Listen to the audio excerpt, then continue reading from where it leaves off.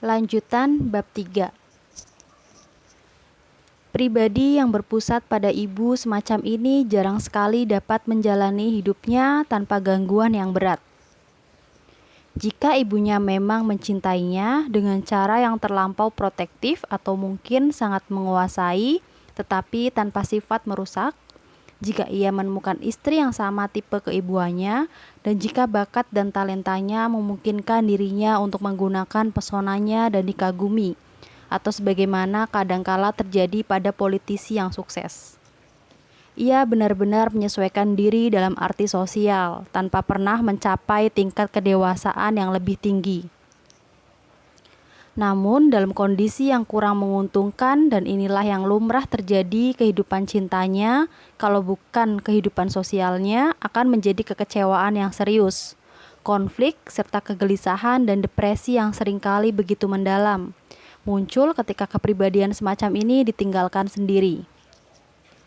Dalam bentuk patologi yang lebih berat, perasaan pada ibu lebih mendalam dan lebih irasional.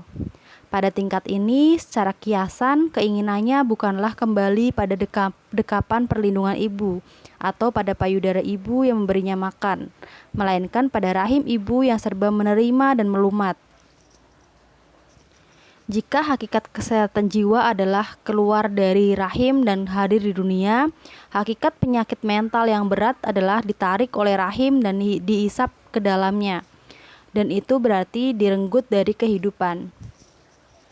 Perasaan seperti ini biasanya muncul dalam kaitannya dengan para ibu yang mempertalikan diri dengan anak-anaknya melalui cara yang menelan dan melumat ini. Kadangkala atas nama cinta atau kewajiban, mereka sering menjaga anak remaja atau anaknya yang sudah dewasa tetap di dalam dirinya. Anak tidak akan dapat bernafas tanpa melalui ibu seperti itu. Tidak dapat mencintai kecuali pada tingkat seksual yang dangkal, merendahkan semua kaum wanita. Anak tidak akan bisa bebas dan independen, melainkan lumpuh atau menjadi seorang penjahat. Aspek ibu yang merusak dan menelan ini merupakan aspek negatif dari figur ibu. Ibu dapat memberi kehidupan dan ia juga dapat mengambil kehidupan. Ia adalah satu-satunya yang menyegarkan dan sekaligus satu-satunya yang menghancurkan. Ia dapat memberikan keajaiban cinta dan tidak ada seorang pun yang lebih melukai daripada dirinya. Dalam gambaran agama atau seperti dewa agama Hindu, Dewa Kali, dan dalam simbolisme mimpi dapat ditemukan kedua aspek yang bertentangan dari ibu itu. Bentuk patologi neurotis yang lain ditemukan dalam kasus-kasus di mana kelekatan utamanya adalah pada bapak. Pada intinya yang terjadi adalah seorang laki-laki yang ibunya mempunyai sifat dingin dan suka menjauh, sementara bapaknya atau sebagian karena kedinginan sifat istrinya memusatkan seluruh kasih sayang dan perhatiannya pada anak laki-lakinya. Ia menjadi bapak yang baik tetapi sekaligus otoriter. Bila mana ia disenangkan oleh tingkah laku anaknya, ia memujinya, memberikan hadiah yaitu kasih sayangnya. Bila mana anaknya tidak menyenangkan dirinya, ia menarik diri atau memakinya. Anak yang menjadi satu-satunya sasaran kasih sayang bapak menjadi lekat dengan bapaknya seperti budak. Tujuan utama hidupnya adalah menyenangkan bapak dan kalau berhasil, ia merasa bahagia, aman, dan puas. Namun kalau membuat kesalahan, gagal atau tidak berhasil menyenangkan bapak, ia merasa kecil hati, tidak dicintai atau tersingkir. Dalam hidup selanjutnya, laki-laki seperti ini akan berusaha menemukan figur bapak atau melekatkan dirinya dengan cara yang sama. Seluruh hidupnya menjadi rangkaian perjalanan yang naik dan turun, tergantung apakah ia telah berhasil memenangkan pujian bapak. Laki-laki semacam ini seringkali sangat berhasil dalam karir sosialnya. Ia adalah orang yang teliti, dapat diandalkan dan rajin, asalkan citra bapak pilihannya paham bagaimana menangani dirinya. Namun dalam hubungannya dengan wanita, ia tetap menjauh dan menjaga jarak. Baginya wanita bukanlah soal yang paling penting. Ia biasanya agak jijik pada wanita atau seringkali menutupinya dengan perhatian bapak pada seorang anak perempuan.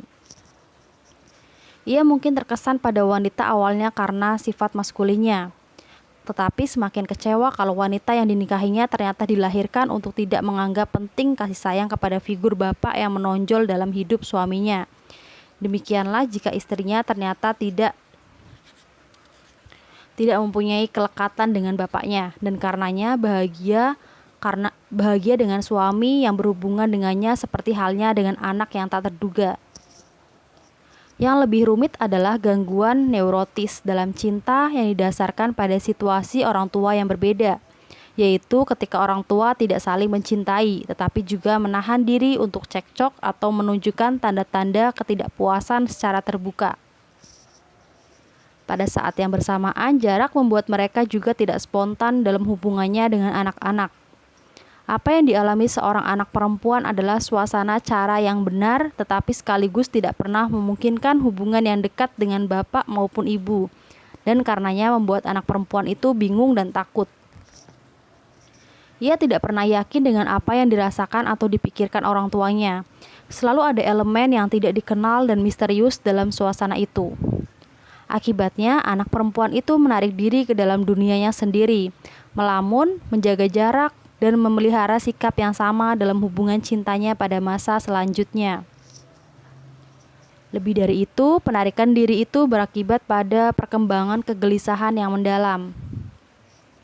Perasaan tidak diharapkan hadir di dunia dan seringkali mengarah pada berbagai kecenderungan masokistis sebagai satu-satunya cara untuk mengalami kegembiraan yang mendalam. Wanita semacam ini seringkali lebih suka mempunyai suami yang rewel dan senang berteriak daripada yang menjaga perilaku yang lebih wajar dan bijaksana. Karena hal itu setidak-tidaknya akan menghilangkan beban ketegangan dan ketakutannya. Bahkan tidak jarang ia secara tidak sadar memancing perilaku semacam itu untuk mengakhiri ketegangan menyiksa akibat netralis afektif. Bentuk cinta irasional lain yang seringkali muncul digambarkan dalam paragraf-paragraf berikut ini, tanpa masuk ke dalam analisis tentang faktor-faktor tertentu pada masa perkembangan kanak-kanak sebagai akarnya. Bentuk cinta semu yang sering dialami dan lebih sering digambarkan dalam film dan novel sebagai cinta yang mendebarkan adalah cinta idola. Jika seseorang belum mencapai tingkat di mana ia mempunyai perasaan identitas atau keakuan yang berakar pada bentangan kekuatan diri sendiri yang produktif, ia cenderung mengidolakan orang yang dicintai. Ia teralienasi dari kekuatannya sendiri dan memproyeksikannya kepada orang yang dicintai, yang disembah sebagai kebaikan tertinggi atau sumun bonum, sang pembawa cinta, cahaya, dan kebahagiaan. Dalam proses ini, ia melucuti segala kekuatan dirinya dan menyerahkan dirinya kepada orang yang dicintai justru untuk menemukan dirinya. Biasanya karena dalam jangka panjang tidak ada seorang pun yang mampu berbuat sesuai harapan dirinya sebagai pemuja idola. Kekecewaan pasti muncul dan sebagai obatnya harus dicari idola baru, kadangkala dalam lingkaran yang tak berujung. Apa yang khas pada cinta idola semacam ini pada awalnya adalah intensitas dan kejutan pengalaman cinta. Cinta idola ini seringkali digambarkan sebagai cinta sejati yang mendebarkan. Tetapi meskipun melukiskan intensitas dan kedalaman cinta, hal itu hanya menunjukkan kerinduan dan keputusasaan pemujanya. Tak pelak, seringkali ada dua orang yang saling memuja, di mana dalam kasus yang ekstrim kadangkala memberikan gambaran foil addicts.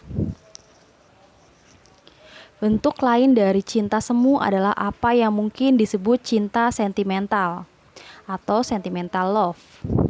Hakikat cinta ini terdapat dalam fakta bahwa cinta dialami hanya dalam fantasi dan tidak dalam hubungan di sini dan sekarang dengan orang lain yang nyata. Bentuk paling luas dari cinta semacam ini ditemukan dalam kepuasan cinta orang lain yang dialami oleh para penikmat film, majalah, kisah cinta, dan lagu-lagu cinta. Semua hasrat cinta, penyatuan, dan kedekatan yang tidak terpenuhi mendapatkan pemuasannya dalam mengonsumsi produk-produk tersebut. Laki-laki dan wanita yang dalam hubungan dengan pasangannya tidak pernah mampu menembus dinding keterpisahan justru menitikkan air matanya ketika terlibat dalam kisah cinta pasangan yang bahagia atau tidak bahagia di layar film. Bagi banyak pasangan, menyaksikan kisah seperti itu di layar film hanyalah peristiwa di mana mereka mengalami cinta bersama-sama, bukan saling mencintai sebagai penonton cinta orang lain. Sejauh cinta hanya lamunan, mereka bisa terlibat begitu kembali ke dalam realitas hubungan antara dua orang yang nyata, mereka beku. Aspek lain dari cinta sentimental adalah abstraksifikasi cinta dalam waktu. Pasangan mungkin sungguh tergerak oleh ingatan akan cinta mereka di masa lalu, meskipun kalau masa lalu ini adalah masa sekarang. Tidak ada cinta yang mereka rasakan atau fantasi tentang cinta mereka di masa depan. Berapa banyak impian pasangan yang bertunangan atau baru saja menikah tentang kebahagiaan cinta mereka menjadi kenyataan di masa depan, sementara dalam hidupnya sekarang sudah mulai bosan satu sama lain. Kecenderungan ini sesuai dengan ciri sikap umum manusia modern. Ia hidup di masa lalu atau di masa depan, tetapi tidak di masa sekarang. Secara sentimental, ia ingat akan masa kanak-kanak dan ibunya, atau membuat rencana yang menyenangkan untuk masa depan. Entah cinta dialami melalui keterlibatan dalam pengalaman khayalan orang lain atau beralih dari masa sekarang ke masa lalu atau masa depan. Bentuk cinta yang terabstraksifikasi dan teralienasi ini menjadi candu yang meredakan rasa sakit terhadap realitas, kesendirian, dan keterpisahan individu. Bentuk cinta neurotis lain terdapat dalam penggunaan mekanisme proyektif untuk menghindari masalah sendiri dan justru memperhatikan cacat dan kelemahan orang yang dicintai. Dalam hal ini, individu mengikuti apa yang dilakukan oleh kelompok, bangsa, atau agama. Mereka jeli memperhatikan kelemahan orang lain, bahkan kelemahan yang paling kecil, dan senang mengabaikan kelemahannya sendiri, selalu sibuk berusaha menyalahkan atau memperbaiki orang lain. Jika dua orang sama-sama melakukan hal ini, sebagaimana sering terjadi, hubungan cinta berubah menjadi hubungan saling memproyeksikan. Jika cinta punya sifat ingin serba menguasai atau tidak tegas atau tamak, saya menyalahkan pasangan saya dan tergantung pada karakter saya, apakah saya ingin mempertahankan atau menghilangkannya. Pribadi yang lain juga melakukan hal yang sama, dan keduanya pun berhasil mengabaikan masalah mereka sendiri dan karenanya gagal melakukan langkah-langkah yang akan membantu mereka demi perkembangan mereka sendiri. Bentuk proyeksi lain adalah proyeksi masalahnya sendiri kepada anak. Tidak jarang proyeksi semacam ini terjadi terutama dalam hal kehendak terhadap anak. Dalam kasus ini, kehendak terhadap anak ini terutama ditentukan oleh proyeksi masalah eksistensinya sendiri terhadap anak. Jika seseorang merasa bahwa dirinya sudah tidak mampu memahami hidupnya sendiri, ia mencoba memahaminya dalam kaitannya dengan hidup anaknya. Namun, ia pasti gagal di dalam dirinya sendiri dan untuk anaknya. Yang pertama, karena masalah eksistensi dapat diatasi hanya oleh dan untuk dirinya sendiri dan bukan dengan diwakili. Yang terakhir, karena ia tidak mempunyai sifat-sifat yang diperlukan untuk membimbing anaknya dalam mencari jawaban. Anak juga dijadikan sasaran proyeksi jika muncul pertanyaan tentang bubarnya perkawinan yang tidak bahagia. Argumentasi yang disiapkan oleh orang tua dalam situasi semacam ini adalah bahwa mereka tidak dapat berpisah agar anak tidak kehilangan kebahagiaan keluarga yang bersatu. Namun beberapa studi yang mendetail menunjukkan bahwa suasana ketegangan dan ketidakbahagiaan dalam keluarga yang bersatu lebih berbahaya untuk anak daripada perceraian terbuka, yang setidak-tidaknya mengajarkan kepada mereka bahwa orang dewasa dapat mengakhiri situasi yang tidak dapat ditoleransi lagi dengan keputusan yang berani. Satu kesalahan lain yang sering muncul harus disebutkan di sini. Kesalahan itu adalah ilusi bahwa cinta berarti selalu tidak adanya konflik. Seperti biasa diyakini orang bahwa rasa sakit dan kesedihan harus dijauhi dalam segala kondisi. Mereka juga percaya bahwa cinta berarti tidak adanya konflik. Dan mereka punya alasan yang bagus untuk gagasan ini, yaitu fakta bahwa pertikaian di antara mereka hanyalah pertukaran yang merusak dan tidak memberi manfaat kepada satu orang pun di antara mereka yang terlibat. Namun dalam hal ini alasan yang sebenarnya adalah bahwa sebagian besar konflik pada kenyataannya merupakan upaya untuk menghindari kontak yang sesungguhnya. Mereka tidak sepakat dalam hal-hal kecil dan dangkal, yang sifatnya tidak memberikan klarifikasi dan solusi kepada mereka. Konflik yang sesungguhnya di antara dua orang yang tidak berusaha menutupi atau memproyeksi, tetapi dialami berdasarkan tingkat realitas batin mendalam yang mereka rasakan, tidak bersifat destruktif. Konflik semacam itu mengarah pada klarifikasi, menimbulkan rasa haru yang darinya kedua orang bangkit dengan pemahaman dan kekuatan yang lebih besar. Hal ini membuat kita harus menekankan kembali sesuatu yang telah disampaikan di atas. Cinta hanya mungkin jika dua orang berkomunikasi satu sama lain dari inti eksistensi mereka, jika masing-masing mengalami dirinya dari inti eksistensinya. Hanya dalam pengalaman inti inilah terdapat realitas insani, hanya disinilah ada kehidupan, hanya disinilah ada dasar bagi cinta. Cinta yang dialami seperti itu merupakan tantangan yang terus berlangsung. Ia bukanlah tempat beristirahat, melainkan bergerak, bertumbuh, dan bekerja sama. Entah ada keselarasan atau konflik, kegembiraan atau kesedihan, itu tidak lebih penting daripada fakta fundamental bahwa dua orang mengalami diri mereka sendiri dari hakikat eksistensi mereka, bahwa mereka adalah satu dengan masing-masing dipersatukan dengan diri mereka, bukan dilenyapkan dari diri mereka. Hanya ada satu bukti kehadiran cinta, kedalaman hubungan, serta kehidupan dan kekuatan dalam diri masing-masing orang yang terlibat. Inilah buah yang membuat cinta dihargai. Sama seperti para otomaton yang tidak dapat saling mencintai, mereka juga tidak dapat mencintai Allah. Kehancuran cinta Allah mencapai kadar yang sama dengan kehancuran cinta manusia. Fakta ini terdapat dalam kontradiksi yang mencolok pada gagasan bahwa kita sedang menyaksikan pencerahan agama pada zaman ini.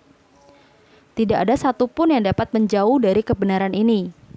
Apa yang kita saksikan, atau meskipun ada pengecualian, adalah kemunduran pada konsep penyembahan tentang Allah dan transformasi cinta Allah menjadi hubungan yang sesuai dengan struktur karakter yang teralienasi. Kemunduran pada konsep penyembahan tentang Allah dapat dilihat dengan mudah. Orang-orang gelisah, tanpa prinsip atau iman, mereka mendapati dirinya tanpa tujuan kecuali hanya terus maju. Oleh karena itu, mereka kemudian menjadi seperti anak-anak, mengharapkan bapak atau ibu datang membantu jika bantuan dibutuhkan. Dalam berbagai budaya agama, seperti terjadi pada abad pertengahan, orang rata-rata memang juga melihat Allah sebagai bapak dan ibu yang membantu. Namun pada saat yang bersamaan, Allah juga dianggap serius, dalam pengertian bahwa tujuan utama hidupnya adalah hidup sesuai dengan ajaran Allah, menjadikan keselamatan sebagai perhatian utama yang mengalahkan semua aktivitas lainnya. Dewasa ini, upaya semacam itu tidak ada lagi. Kehidupan sehari-hari secara tegas dipisahkan dari nilai-nilai agama. Semuanya dicurahkan untuk usaha mencapai kesenangan material dan demi keberhasilan di pasar kepribadian. Prinsip yang menjadi dasar upaya sekuler kita adalah prinsip ketidakacuhan dan egotisme, atau yang disebut terakhir sering dinamakan individualisme atau prakarsa individual. Manusia dari budaya yang benar-benar religius disamakan dengan anak-anak yang berusia 8 tahun, yang membutuhkan bapak sebagai penolong, tetapi mulai mengadopsi ajaran dan prinsipnya dalam hidup mereka. Manusia kontemporer lebih menyerupai anak berusia 3 tahun yang menangis kepada bapaknya jika membutuhkannya, dan sebaliknya asik dengan dirinya sendiri ketika bisa bermain.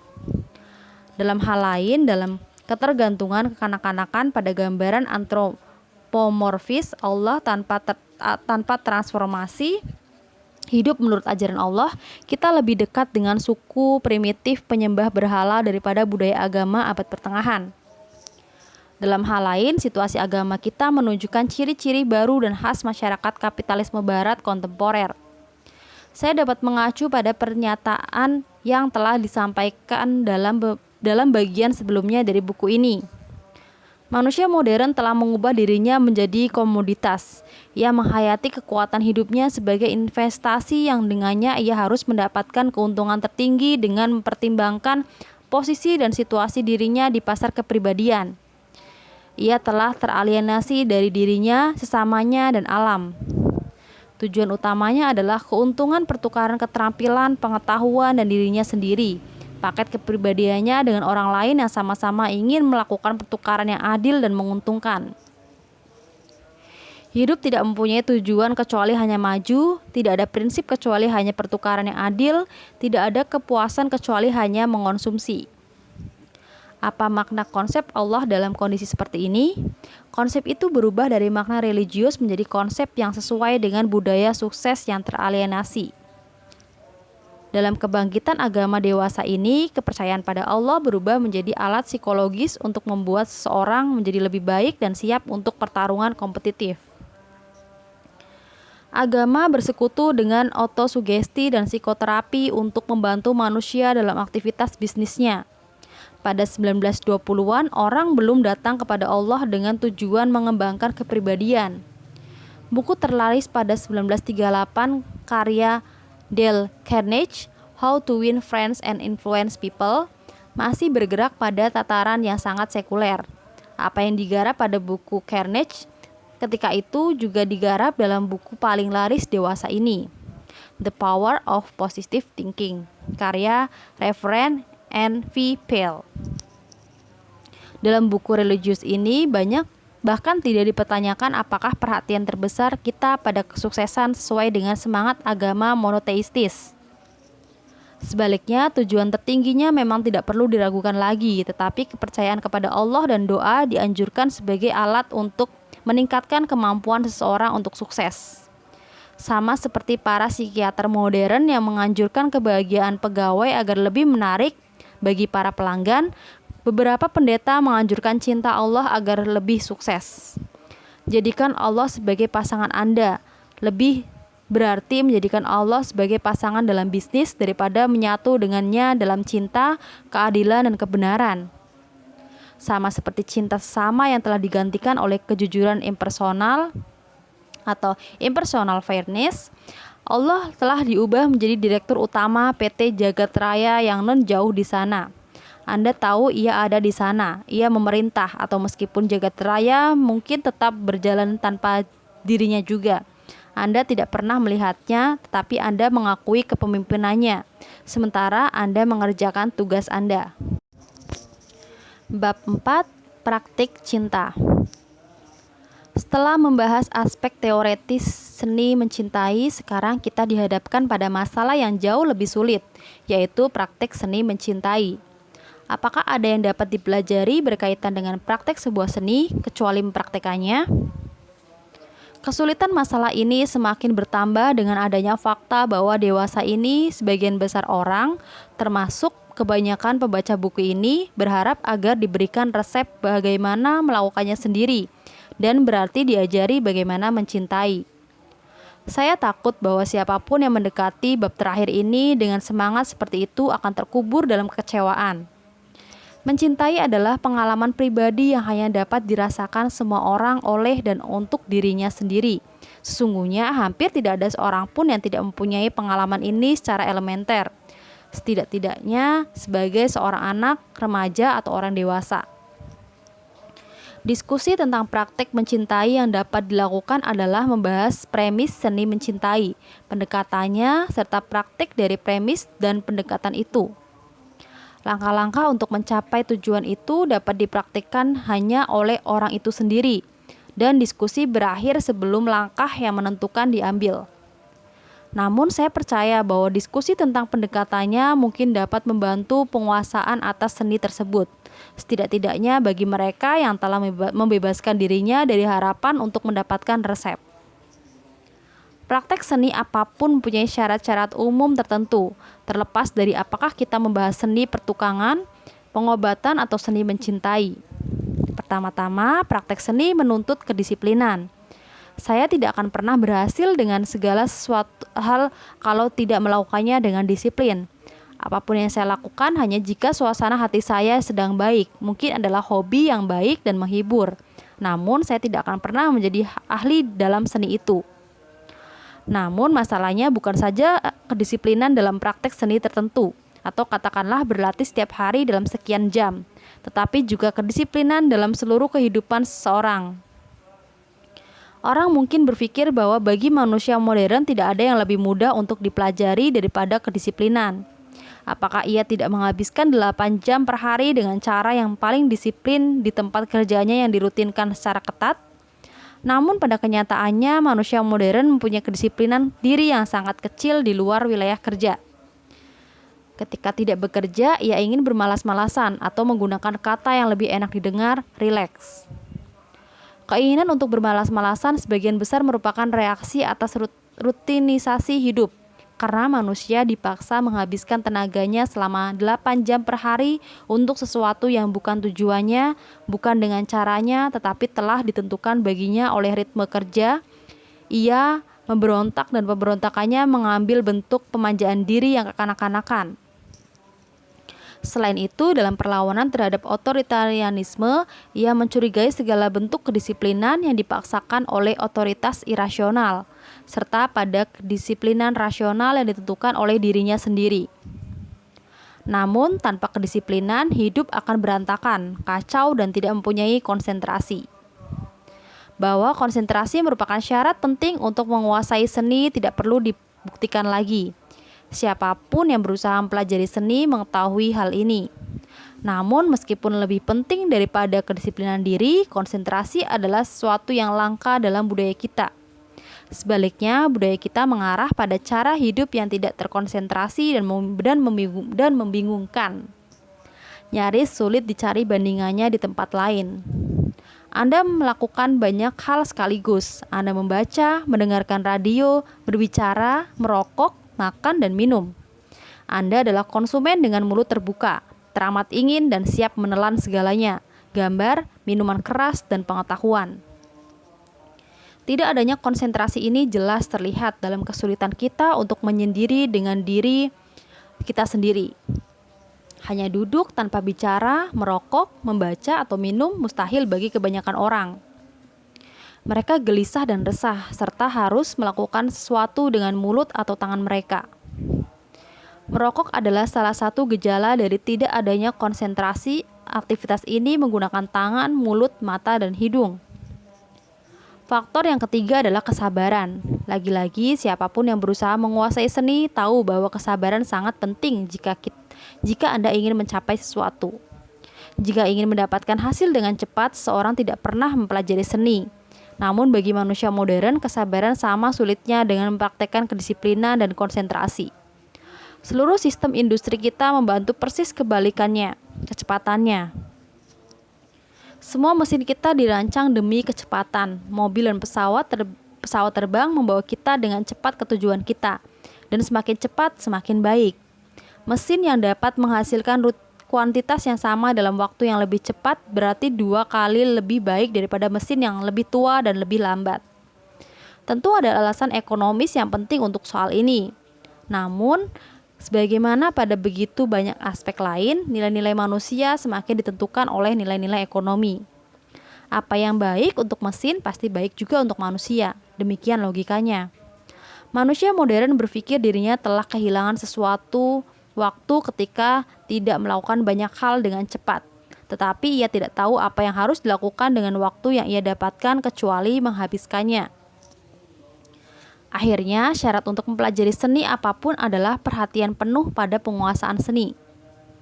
Jika seni bukan sesuatu yang mempunyai makna terpenting, pembelajar tidak akan pernah mempelajarinya. Paling jauh, ia hanya akan menjadi penggemar yang baik, tetapi tidak akan pernah menjadi ahli. Syarat ini sangat pentingnya untuk seni mencintai seperti untuk seni yang lain. Namun agaknya antara menjadi lebih ahli dan menggemar dalam seni mencintai kadarnya jauh lebih condong pada menjadi penggemar dibandingkan dengan seni yang lain. Ada satu hal lagi yang harus ditambahkan berkaitan dengan syarat umum untuk mempelajari seni. Seseorang tidak mulai mempelajari seni secara langsung, tetapi secara tidak langsung. Seseorang harus mempelajari begitu banyak hal lain dan seringkali terkesan tidak berhubungan sebelum mulai dengan seni itu sendiri. Pembelajar pertukangan mulai dengan mempelajari bagaimana menyerut kayu, pembelajar seni permainan piano mulai dengan mempelajari tangga nada, pembelajar seni memanah zen mulai dengan melakukan latihan pernafasan. Jika seseorang ingin menjadi ahli dalam seni apapun, seluruh hidupnya harus dicurahkan padanya, atau setidak-tidaknya berhubungan dengannya. Pribadi orang itu sendiri menjadi instrumen dalam praktek seni dan harus menjaganya tetap baik, sesuai dengan fungsi-fungsi tertentu yang harus dipenuhi. Berkaitan dengan seni mencintai, ini berarti bahwa siapapun yang ingin menjadi ahli dalam seni ini harus mulai dengan menerapkan kedisiplinan, konsentrasi, dan kesabaran dalam seluruh fase hidupnya. Bagaimana cara menerapkan kedisiplinan? Para sesepuh kita mempunyai kemampuan yang jauh lebih baik untuk menjawab pertanyaan ini. Anjuran mereka adalah bangun pagi-pagi bukan untuk menuruti kemewahan yang tidak perlu, tetapi bekerja keras.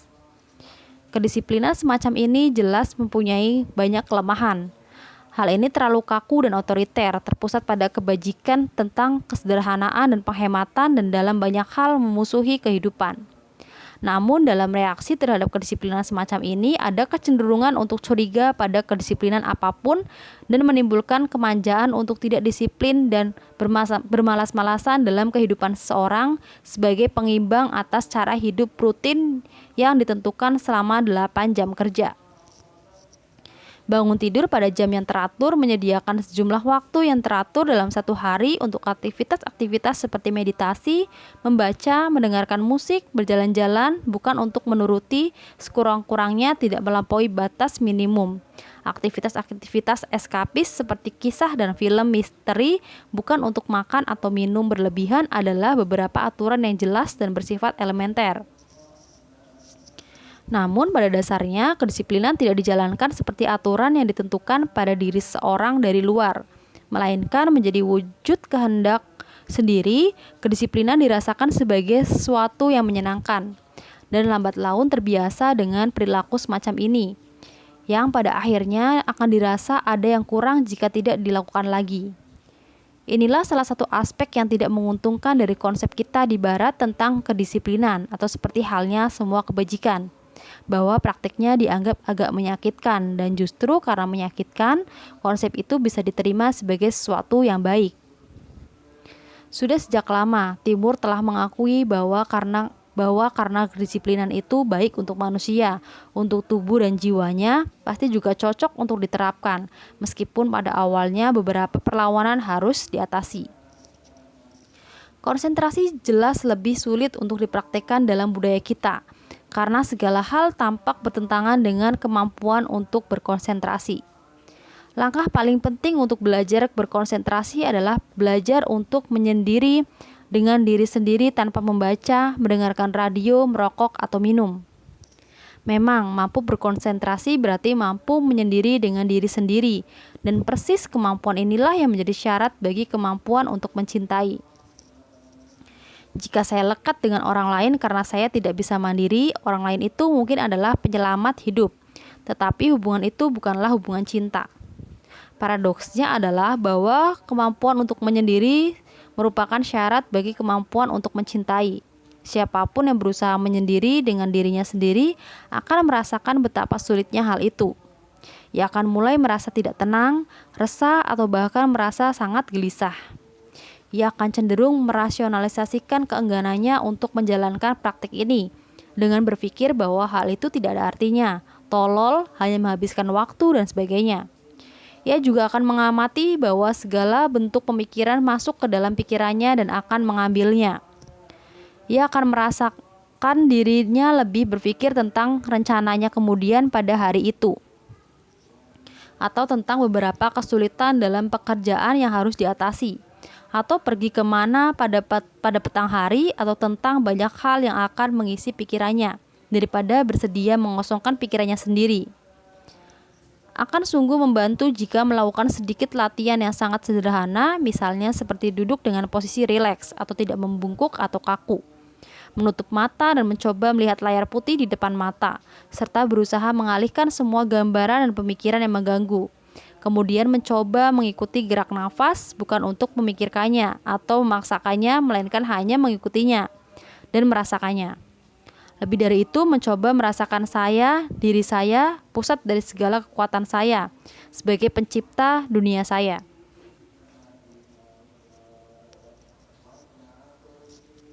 Latihan konsentrasi semacam ini setidak-tidaknya dilakukan setiap pagi selama 20 menit atau jika mungkin bisa lebih lama dan setiap malam sebelum pergi tidur.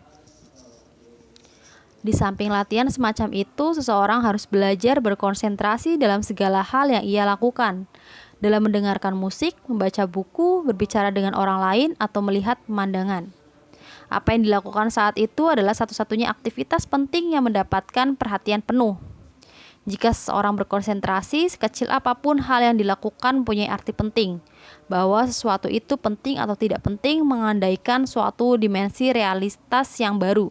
Karena hal itu mendapat perhatian penuh. Belajar berkonsentrasi menuntut agar menghindari sejauh mungkin perbincangan yang mubazir, yaitu perbincangan tentang sesuatu yang tidak sungguh-sungguh dialami. Entah dua orang berbicara tentang pertumbuhan sebuah pohon yang mereka ketahui, atau tentang rasa roti yang baru saja mereka santap bersama, atau tentang pengalaman bersama di tempat kerja. Perbincangan semacam itu bisa menjadi sesuatu yang relevan sejauh mereka mengalami apa yang mereka perbincangkan dan tidak membahasnya secara abstrak. Di sisi lain, suatu perbincangan bisa saja membahas hal-hal yang berkaitan dengan politik atau agama, tetapi mubazir. Hal ini terjadi ketika dua orang itu berbicara secara klise, ketika hati mereka tidak terarah pada apa yang mereka katakan. Perlu saya tambahkan di sini bahwa ada yang tidak kalah penting daripada menghindari perbincangan yang mubazir, yaitu menghindari teman yang buruk. Yang saya maksud sebagai teman yang buruk bukan hanya orang yang jahat dan merusak. Orang perlu menghindari teman seperti itu karena lingkaran mereka mempunyai pengaruh buruk dan muram. Selain itu, yang saya maksud juga adalah teman yang seperti zombie, yaitu orang yang jiwanya telah mati meskipun tubuh mereka masih hidup. Orang yang pikiran dan perbincangannya mubazir, yang terus mengoceh dan bukan saling bicara, serta apa yang menonjolkan pandangan klise dan bukan berpikir. Namun memang tidak selalu mungkin menghindari teman seperti itu, atau bahkan tidak senantiasa perlu. Jika seseorang tidak memberi tanggapan dengan cara yang diharapkan seperti hal-hal yang klise dan mubazir, tetapi secara langsung dan manusiawi seringkali dijumpai bahwa perilaku orang semacam itu berubah. Kadangkala terbantu oleh kejutan dari hal-hal yang tidak diharapkan. Berkonsentrasi dalam hubungan dengan orang lain terutama berarti mampu mendengarkan. Kebanyakan orang mendengar orang lain atau bahkan memberi nasihat tanpa benar-benar mendengarkan. Mereka tidak menganggap serius orang lain dan mereka juga tidak serius dengan jawaban mereka sendiri. Akibatnya, pembicaraan itu membuat mereka lelah. Mereka menyangka bahwa mereka akan jauh lebih lelah jika mendengarkan dengan konsentrasi. Namun yang benar justru sebaliknya. Aktivitas apapun jika dilakukan dengan konsentrasi membuat seseorang lebih tergugah, atau meskipun sudah itu wajar jika muncul kelelahan tetapi bermanfaat. Sementara setiap aktivitas yang tidak terkonsentrasi membuat seseorang tertidur, sekaligus membuatnya sulit tidur nyenyak di malam hari. Berkonsentrasi berarti hidup sepenuhnya pada saat ini, di sini dan sekarang, dan tidak berpikir tentang apa yang harus dilakukan kemudian. Sementara saya sedang melakukan sesuatu saat ini. Tidak pelak, konsentrasi harus dipraktikkan oleh hampir semua orang yang saling mencintai. Mereka harus belajar dekat satu sama lain tanpa melarikan diri pada hal-hal yang biasa dilakukan.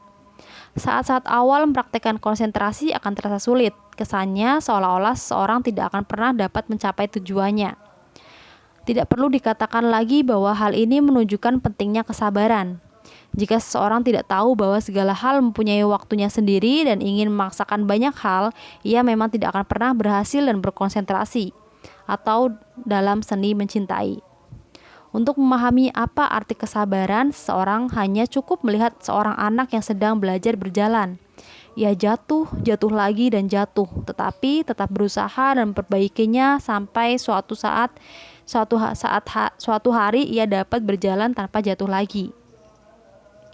Bayangkan apa yang dapat diperoleh oleh orang dewasa ini jika mempunyai kesabaran seorang anak serta konsentrasinya demi sesuatu yang penting bagi dirinya.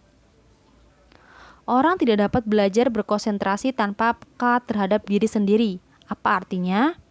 Apakah orang perlu memikirkan dirinya sepanjang waktu menganalisis diri sendiri atau apa?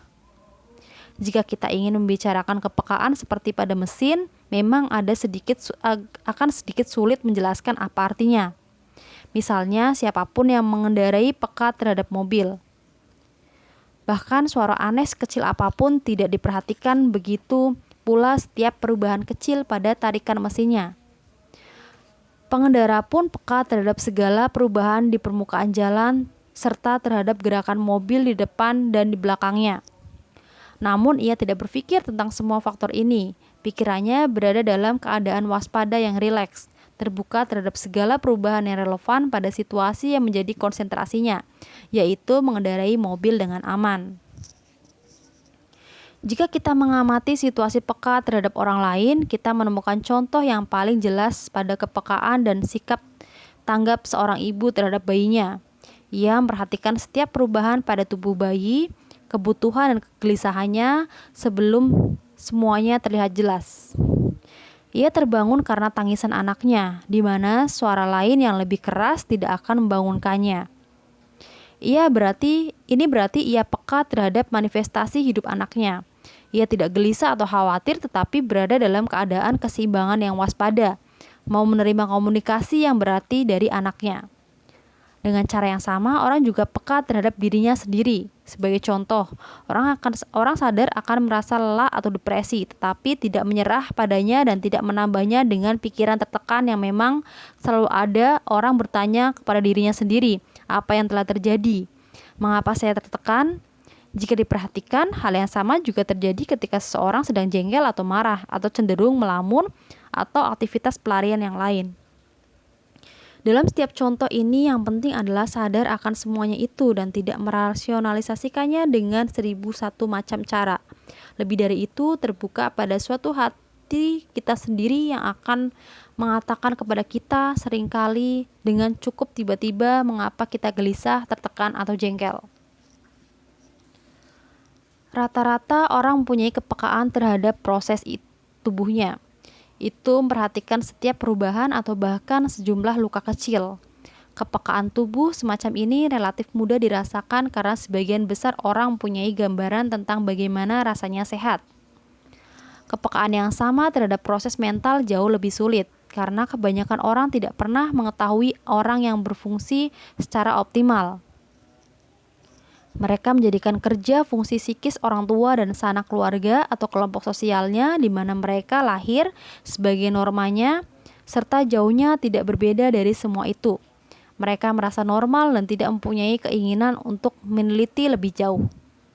Ada banyak orang misalnya yang tidak pernah melihat orang yang mencintai, atau orang yang mempunyai integritas, keberanian, atau konsentrasi. Cukup jelas bahwa untuk peka terhadap dirinya sendiri, orang harus mempunyai gambaran tentang kerja fungsi manusia yang sehat dan lengkap. Bagaimana orang mendapatkan pengalaman semacam ini jika tidak menemukannya pada masa kanak-kanaknya atau dalam hidupnya kemudian? Tentu tidak ada jawaban tersederhana atas pertanyaan ini, tetapi pertanyaan itu menunjukkan satu faktor yang sangat penting dalam sistem pendidikan kita. Meskipun mengajarkan pengetahuan, kita lupa bahwa pengajaran yang paling penting bagi perkembangan manusia, pengajaran yang dapat diberikan hanya dengan kehadiran seorang pribadi yang mencintai dan dewasa.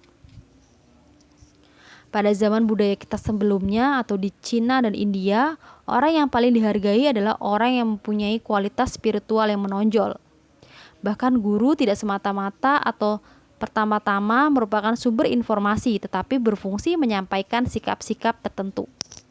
Dalam masyarakat kapitalis kontemporer, dan hal yang sama juga berlaku untuk komunisme Rusia, orang-orang yang mengundang kekaguman dan keinginan untuk menjadikan sebagai panutan adalah segalanya, bukan para pembawa kualitas spiritual yang menonjol. Di mata publik, pada dasarnya mereka memberikan rasa kepuasan terhadap pengalaman orang lain. Bintang film, pemain radio, kolumnis, atau para tokoh penting dari dunia bisnis dan pemerintahan, mereka inilah yang menjadi model panutan. Kualifikasi utama mereka untuk fungsi ini seringkali adalah bahwa mereka sukses dalam membuat berita. Namun situasi ini tidak serta-merta tampak sia-sia. Jika melihat fakta bahwa seorang Albert Schweitzer bisa menjadi terkenal di Amerika, Jika membayangkan banyak kemungkinan untuk membuat kaum muda kita akrab dengan banyak kepribadian yang hidup pada zamannya dan telah menunjukkan apa yang dapat dicapainya sebagai manusia, bukan sebagai penghibur atau dalam arti yang luas. Dan jika memikirkan karya-karya besar di bidang sastra dan seni dari segala abad, tampaknya ada peluang untuk menciptakan visi tentang kerja fungsi manusia yang baik. Dan sebaliknya, kepekaan terhadap kerja fungsi yang menyimpang. Jika kita tidak berhasil menjaga agar visi tentang kehidupan yang dewasa tetap hidup, sesungguhnya kita menghadapi kemungkinan bahwa seluruh tradisi budaya kita akan runtuh. Tradisi ini tidak terutama didasarkan pada pemindahan jenis pengetahuan tertentu, tetapi ciri khas manusia. Jika generasi mendatang tidak menyaksikan ciri khas ini lagi, budaya yang telah berusia 5.000 tahun akan runtuh, meskipun pengetahuannya telah dipindahkan dan berkembang jauh. Sejauh ini saya telah mendiskusikan apa yang diperlukan untuk praktek seni pada umumnya. Sekarang kita akan mendiskusikan kualitas-kualitas apa saja yang penting bagi kemampuan untuk mencintai. Berdasarkan apa yang telah saya katakan tentang hakikat cinta, syarat utama bagi keberhasilan cinta adalah mengatasi narsisisme. Orientasi narsistik adalah orientasi di mana bagi seorang apa yang nyata hanyalah apa yang ada dalam dirinya. Sementara fenomena di dunia luar bukanlah realitas di dalam dirinya, tetapi dialami hanya dari sudut pandang kegunaan atau bahayanya bagi seseorang. Lawan dari narsisisme adalah objektivitas. Ini adalah kemampuan untuk melihat orang dan segala sesuatu apa adanya secara objektif dan dapat memisahkan gambaran objektif ini dari gambaran yang dibentuk oleh hasrat dan ketakutan seseorang. Segala bentuk sakit jiwa menunjukkan ketidakmampuan untuk objektif, sampai pada tingkat yang ekstrim. Bagi orang yang sakit jiwa, satu-satunya realitas yang ada adalah apa yang ada dalam dirinya, yaitu ketakutan dan keinginannya. Ia melihat dunia luar sebagai simbol dari dunia batinnya. Sebagai ciptaannya. Kita semua melakukan hal yang sama ketika bermimpi. Dalam mimpi, kita menciptakan peristiwa dan mementaskan drama yang merupakan wujud dari keinginan dan ketakutan kita, atau meskipun kadangkala juga merupakan wawasan dan pendapat kita. Dan ketika tidur, kita yakin bahwa hasil mimpi kita sedemikian nyata seperti realitas yang kita rasakan dalam kondisi bangun. Orang yang sakit jiwa atau pemimpi sepenuhnya gagal mendapatkan pandangan yang objektif tentang dunia luar. Tetapi kita semua lebih kurang sakit jiwa atau lebih kurang tertidur. Kita semua mempunyai pandangan yang tidak objektif tentang dunia yang telah terdistorsi oleh orientasi narsistik kita. Apakah saya perlu memberikan contoh? Siapapun yang dapat menemukannya secara mudah dengan melihat diri sendiri, tetangga, dan dengan membaca surat kabar. Ada ragam tingkat distorsi narsistik atas realitas. Seseorang wanita misalnya menelpon dokternya dan mengatakan bahwa ia ingin datang ke kantor dokter sore itu juga. Dokter itu menjawab bahwa ia tidak punya waktu kosong sore itu, tetapi ia dapat bertemu dengan wanita itu besok. Jawaban wanita itu, "Tapi dokter, saya tinggal hanya 5 menit dari kantor Anda." Ia tidak dapat memahami penjelasan dokternya bahwa ia tidak dapat meluangkan waktu meskipun jarak rumah wanita itu sangat dekat. Wanita itu menghadapi situasi itu secara narsistik karena ia meluangkan waktu. Dokter itu meluangkan waktu, satu-satunya realitas bagi wanita itu adalah dirinya sendiri. Contoh yang tidak terlalu ekstrim atau mungkin tidak terlalu ketara adalah distorsi yang umum terjadi dalam hubungan interpersonal. Berapa banyak orang tua yang menghadapi reaksi anaknya dalam hal apakah ia patuh, apakah menyenangkan mereka, apakah bisa menjadi kebanggaan bagi mereka, dan sebagainya. Tetapi tidak merasakan atau bahkan perhatikan apa yang dirasakan anak terhadap dan oleh dirinya. Berapa banyak suami yang mempunyai gambaran tentang istri mereka yang serba ingin menguasai karena kelekatan para suami itu pada ibu membuat mereka menafsirkan tuntutan sebagai pengekangan atas kebebasan mereka. Berapa banyak istri yang menganggap suami mereka tidak tegas atau bodoh karena suami tidak berlaku sesuai dengan gambaran fantasi tentang ksatria yang mungkin telah terbentuk sejak masih kanak-kanak.